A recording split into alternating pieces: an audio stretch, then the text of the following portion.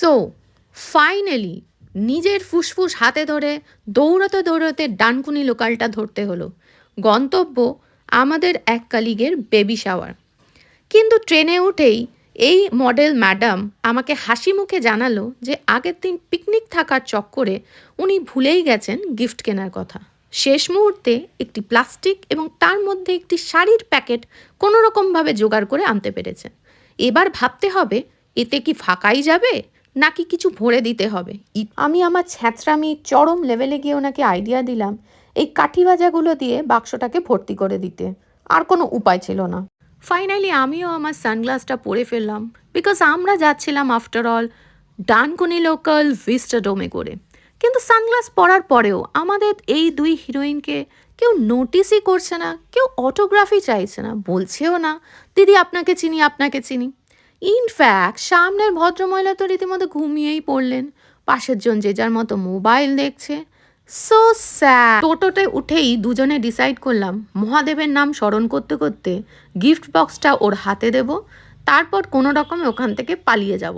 কথায় আছে ঢেকি স্বর্গে গেলেও ধান ভাঙে। গিয়ে দেখি ওর দিদি অনেক কাজ ফেলে ওকে সাজাতে বসেছে। তাই নিজেই দায়িত্ব নিয়ে নিলাম। বললাম একটা ব্লেন্ডার পাওয়া যাবে? ও বলল স্কচ ব্রাইট আছে, চলবে? জুডিথ অ্যাকচুয়ালি পপুলার ওর বাংলা ভাষার দক্ষতা নিয়ে। ও কিন্তু আনরাইপেন বেঙ্গলি ভোকাবুলারিতে একদম পিএইচডি।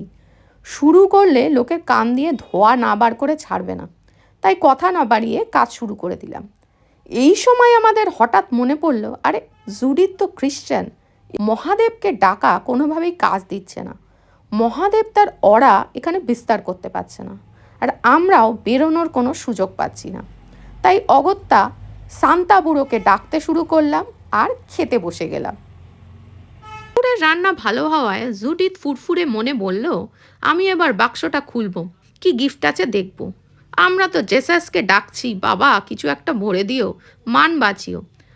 বাক্সটা খুলতেই একই, ভেতরে তো দেখছি একটা গ্রিন শাড়ি।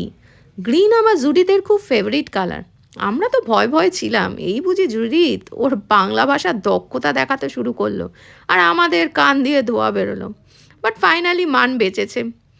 মহাদেবকে ডাকলে এত তাড়াতাড়ি সাড়া দেয় না কেন কে জানে। উনি বোধহয় কৈলাসে থাকেন তো, তাই পৌঁছাতে দেরি হয়।